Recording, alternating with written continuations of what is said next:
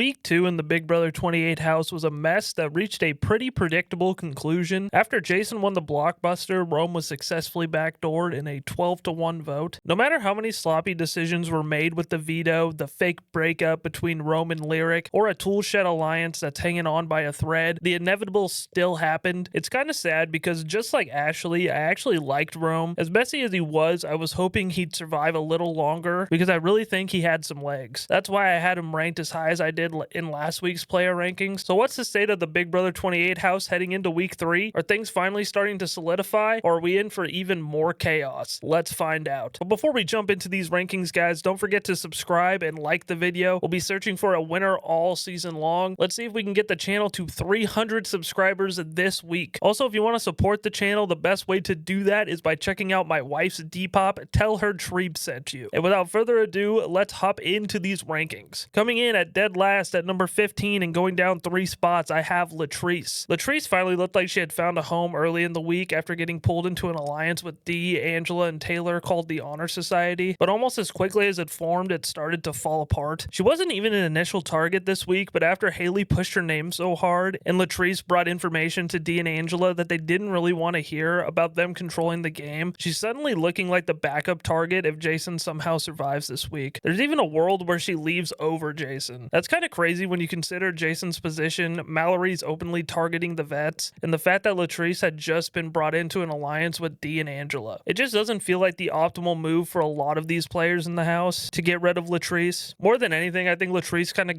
got by the paranoia of Dee and Angela. It's kind of funny because before the season, Latrice said that she wasn't going to be your stereotypical older house guest, and here she is cleaning and cooking for everybody and kind of complaining that she has to do it like you're a stereotypical older Big Brother house guest. Overall, there just aren't a lot of positives for Latrice right now. She's become a target almost by accident. Coming in at number 14 and going down 1 spot, I have Mallory. Mallory finds herself back on the block this week, and early on, it really looked like she was going to be the target. Despite being very vocal about wanting to target the vets, Angela actually wants to save her and even got Dee on board. I still think Mallory has a pretty good read on what's happening in the house. The problem is, much like Jason, she just can't do anything with those reads because she doesn't have the relationships to capitalize on them. She also has shown that she can win competitions, and that's honestly what her game is probably going to have to come down to. She's an open target, and she's probably going to have to win some crucial HOHs and blockbusters if she's going to want to make a deep run. Even if she survives this week, and I think she probably will, I just don't see her position improving very much. She's going to continue being an easy nomination for that side of the house, and if she ever does win power and takes a shot at the vets, Devens can just use his diamond power of veto and flip the week back on her. Overall, I think Mallory is in one of the toughest spots in the house. It feels like she's fighting a losing battle. Coming in at number 13 and going up 1 spot, I have Yash. I think Yash has finally found his people. For the first couple of weeks, much like Latrice and Taylor, it felt like he was kind of just floundering, but now he's found a group that wants to use him as a number moving forward. He pitched an alliance with himself, Drew, Devens, and Barrett, and they accepted it. I don't know how serious this group actually is, but I do think it's a relationship that'll be important for Drew's game down the line. With Kamu winning HOH, I think Yash is in an even better spot. He's already close with Kamu, so he can continue integrating himself into the house this week. Now, I don't think he's playing some masterful game or anything. In fact, much like Chuck, he's getting played hook, line, and sinker by Lyric's fake flirting, which has been pretty funny to see. I also think Yash is pretty disposable once the numbers get smaller. Drew even referred to him as their Victoria when talking to Kamu in a handyman alliance meeting, and I think that's a pretty telling description on how they view him. Do I think Yash has much win equity? Not really, but I do think he's going to be around for a while. He's found a role in the house, and even if it's a GOAT or as an expendable number, that's still better than what it was in the first week, which I thought was going to be out the door. Coming in at number 12 and going up 4 spots, I have Jason. Jason's game is fascinating because for the first time all season, I actually think he started making some real progress. After surviving the blockbuster last week, he looked like he was on the verge of finding some real footing. He also started making a solid pitch to Drew and Barrett that working with him could benefit both of their games, which for Drew and Barrett is a really solid pitch. The problem with Jason has always been that he's way too delusional about his position. After Kamu won HOH, he was already trying to figure out how to get him to nominate Devens, which was just never going to happen. If Jason had a more realistic view of where he stood, I actually think he'd be a much better player because his instincts aren't always bad. They're just clouded by what he wants to believe. And then just when it looked like he was turning things around, he got himself into another mess with the Tea Party house meeting. Honestly though, I thought Jason came out of this looking pretty good. He clocked Brock, the Toolshed Alliance, admitted he was playing the game and basically said, "You can't be mad at me for trying to improve my position." That's a pretty reasonable argument, and I think he handled himself well considering everyone was piling on him. I still think Jason probably needs to win another competition to survive this week. He's either going to have to win the blockbuster again or hope this chaos turns to votes somewhere else. Coming in at number 11 and going up 4 spots, I have Haley. Haley has quietly had one of her better weeks this week. She's gotten really close with Angela, rebuilt her relationship with Kamu, and I think those connections alone are going to give her a lot more longevity than she had a week or two ago. Her relationship with Angela, and to a lesser extent Dee, is the biggest reason for that. I still don't think a huge chunk of the house likes Haley, but she's in a much better spot because the people with power do. The thing Haley has to be careful of, though, is she's still kind of the fall guy for everything. It feels like every bad decision somehow gets pinned on Haley, and even during the tea party, she ended up taking the heat for a meeting that Kamu literally called and information that wasn't leaked by Haley. I think Angela recognizes how useful a loyal soldier like Haley can be, especially when she's already disliked by a lot of the house. What I do think is impressive is that Haley has been so dead set on getting Latrice out, and it actually looks like Dee and Angela are starting to come around on it. I don't even think that's the optimal move for their games, which makes it pretty notable that Haley may actually get her way. The biggest question for Haley moving forward is Taylor and Latrice. Angela has been building stronger relationships with both of them, and those are the two people that really threaten Haley's spot in the game. If they leave, Haley probably slides right back into being Angela's top female ally outside of Dee. Overall, I think Haley has found a place where she can settle in for a while. She's still not well liked by everyone, but her relationships are much stronger than they were weeks ago. Coming in at number 10 and not going up or down any spots, we have Chuck. Chuck is still in a pretty solid spot overall, but I do think there are some warning signs starting to pop up. The biggest one is Lyric. He's completely buying into the fake flirting that she's doing, and while that does give him another relationship in the house, I actually think it's hurt his standing in his core group because he's spending so much time with her. Granted, whenever he isn't with Lyric, he's usually with them, but it's something I'd keep an eye on. On the flip side, he had a really nice personal moment with Angela this week, and afterwards she talked to the cameras about how much she liked Chuck. That's definitely a positive and could help him moving forward. My concern is that while he's building that relationship, I think he's kind of losing people like Kamu and Haley. It feels like his position has shifted a little, and I'm not sure if it's for the better. Coming in at number 9 and going down 1 spot, I have Melody. Melody had a really good week simply because she never had to worry about touching the block. After everything that happened the last couple of weeks, having a quiet week where nobody's targeting you is a huge win. I also think she did a nice job strengthening her relationships with people like Kamu, Barrett, and Drew. More than anything, I think Melody has done a good job lying low. She hasn't overplayed, she hasn't made herself a target, and she's just continued to strengthen her relationships while everyone else has been taking shots at each other, especially during the tea party. My only concern is what happens next week if someone outside of her group wins power, or if Devens decides to use the diamond power of Veto. Overall, though, I think Melody had exactly the week that she needed. She stayed out of trouble, improved her relationships, and quietly put herself in a better position moving forward. Coming in at number 8 and going up 1 spot, I have Taylor. Taylor is one of the tougher players to rank because it feels like every time she takes a step forward, she immediately takes one back. She got brought into an alliance with Dee, Angela, and Latrice, which was nice to see because she's finally becoming more active in the game. What's funny is that after forming this alliance with Taylor, Angela almost immediately started talking about targeting her, even saying Taylor has winner written all over her. That's kind of wild considering just 2 weeks ago, Taylor was sitting in bed barely campaigning for herself to stay in the game. The good news for Taylor is she built a really solid relationship with Kamu this week, and as soon as he won HOH, he told her she wasn't going on the block, which is a huge win for her, especially when Angela was pitching her name after asking her to be in an alliance, which is crazy. Taylor has kind of been in the right place at the right time all season. Ashley tanked her own game while she was laying in bed. Devens didn't want to repeat nominations when he was HOH. Dee built a relationship with her during her first HOH reign, and now Kamu immediately gave her safety because they had the first one-on-one conversation. Some of that is strategy, but some of it is just the game breaking her way, and you need a little bit of that to win Big Brother. Overall, I think Taylor's game is trending in the right direction. I still don't know how much of it is intentional versus things just falling into place for her, but she's becoming more engaged strategically, and I can definitely start to see the potential that Angela keeps talking about. Coming in at number 7 and going down 1 spot, I have Barrett. Barrett had kind of an interesting week because he's starting to drift away from Dee. Early in the game, it looked like he was perfectly positioned between Dee and Drew, but now he's much more firmly attached to Drew, and I actually think that's hurt his standing in the overall power structure. You can really see that in the way that Barrett and Drew are talking. They've done a complete 180 on Dee and are already saying that she'd be the first member of the crossovers they'd want to take out. Barrett and Drew even solidified a final 2 this week called the Jugglers. Barrett is also surprisingly anti-Kamu. He's even floated the idea of nominating him, which is kind of wild considering they're technically in the same alliance. I just don't think Barrett has the social capital to pull off a move like this right now. The problem is that the crossovers are starting to look at Barrett the same way that they're looking at Drew. Even Dee seems to be pulling away from him, and I'm not sure what Barrett can realistically do to change that. Overall, I still like Barrett's position more than most people in the house because of how close he is to Drew, but the walls are starting to close in a little bit. He's at least recognizing that he needs to take a shot at his own side eventually. I just don't think he has the social capital to make it happen yet. Coming in at number 6 and going up 1 spot, I have Lyric. I continue to be really impressed with Lyric's social game. She keeps getting players like Devens, Yash, and Chuck to believe she's completely with them. The fake flirting with Chuck and Yash has worked about as well as she could have hoped. They've both completely bought into it, and it's given her 2 people who trust her more than they probably should. She's also found herself on the block this week when she wasn't originally supposed to be, and I like that she didn't just roll over and accept it. She actively fought to stay off the block. Then she goes out and wins the veto herself, allowing her week to go according to plan. Even if someone else had won the veto, it sounded like she was going to be the one to get taken down anyway, so I think that's another credit to her social positioning. I still think Lyric can be sloppy at times, but one thing I really like is that she's an extremely self-interested player, and that makes her a much more engaging player than I had expected she'd be coming into the season. I also think if we're looking at some sort of vet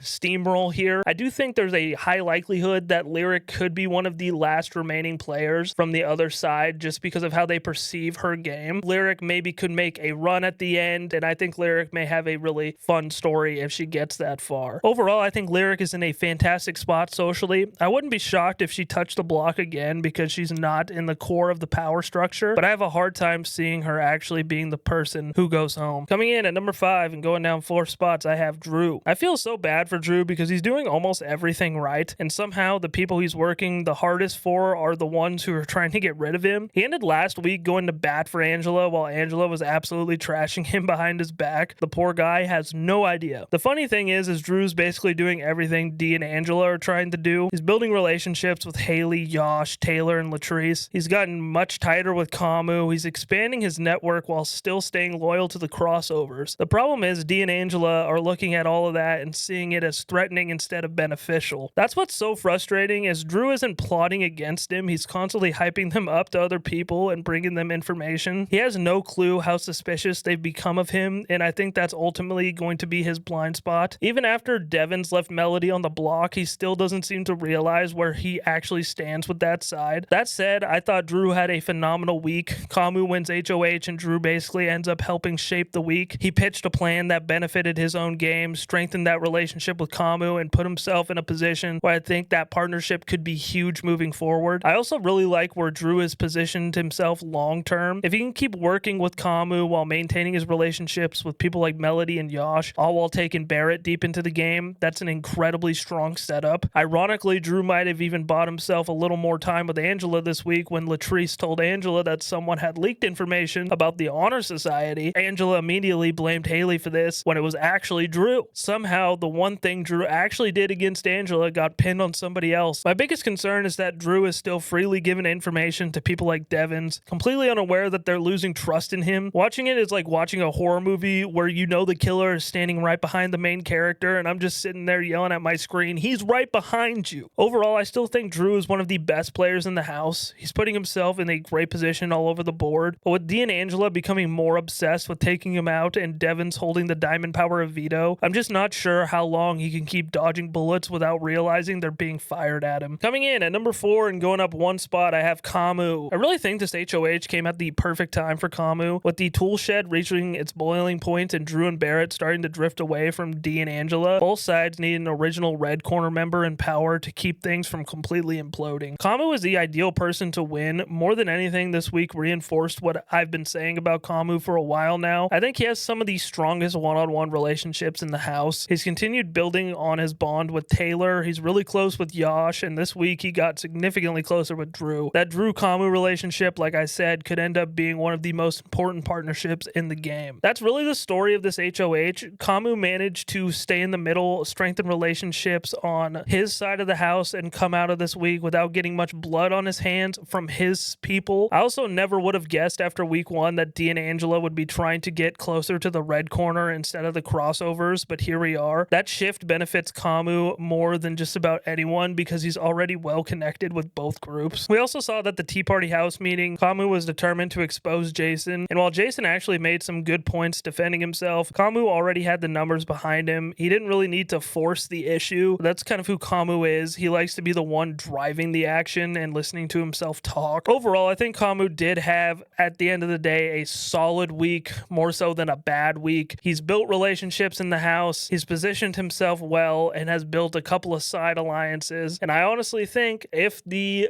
Tea Party doesn't come back to blow back on him too bad, he's sitting in one of, if not the best spots in the game right now. Coming in at number 3 and going down one spot, I have Angela. Angela continues to prove that she's one of, if not the most influential players in the house. Early in the week, she strengthened her relationship with Haley to the point where Haley would probably consider Angela her number 1 ally. She also brought Taylor and Latrice into a side alliance with herself and Dee, which I initially thought was going to be a really good move. But that's also when Angela's biggest weakness comes in. She just can't sit still. Instead of letting these relationships naturally develop, she immediately starts overplaying. She tells Haley about the Honor Society alliance and is basically playing both sides way harder than she needs to. I feel like Angela, Dee, and even Devens all have this tendency where they can't just accept that they're in a great position. They always feel like they have to course correct when there's really nothing to correct. We saw that again when Kamu's nominations came out. She wanted to change the plan to take out Latrice and keep Mallory around because she doesn't think Mallory would target her. She also got Dee on board with protecting someone who's actively targeting her, which is pretty impressive. Then somehow Angela starts wanting to target Taylor, one of the players she had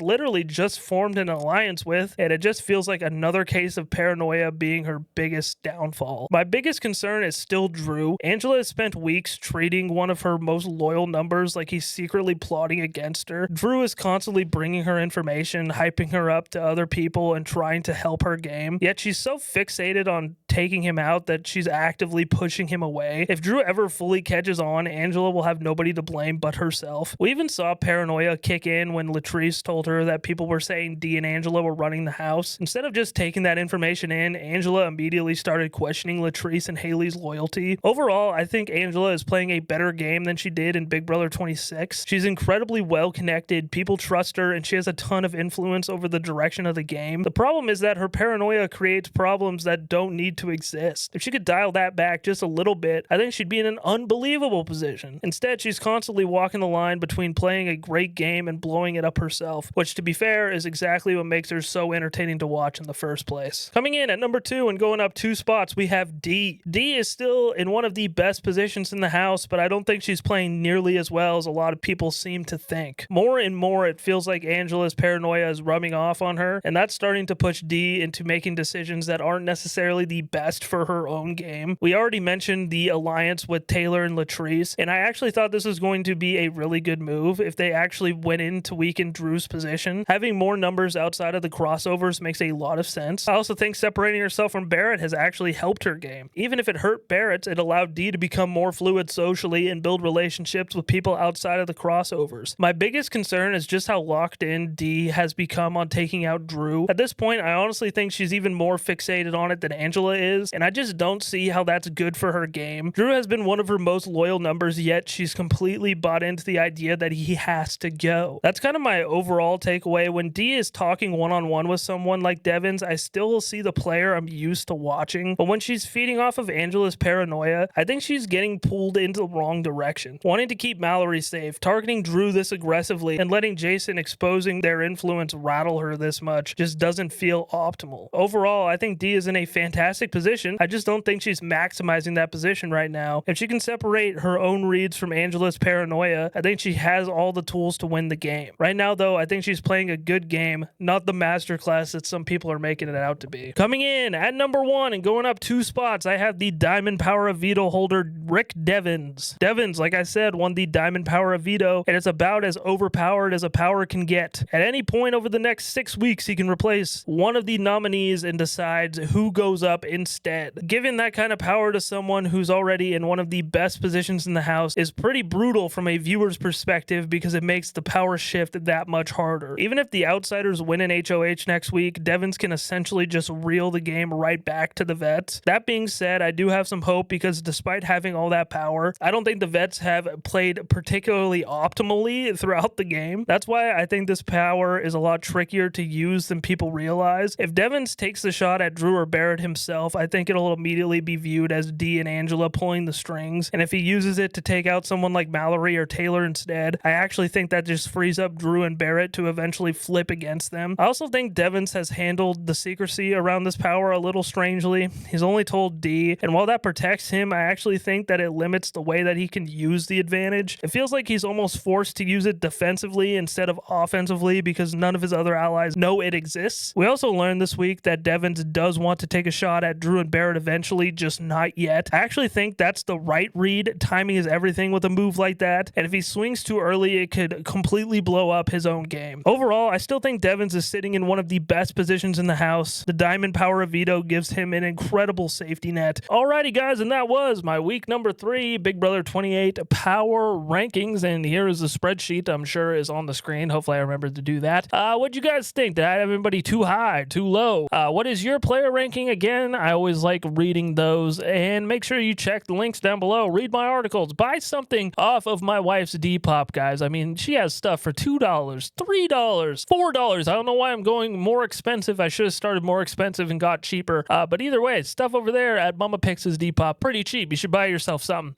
Alrighty, guys. Thank you guys so much for watching, and I hope you have a great rest of your day.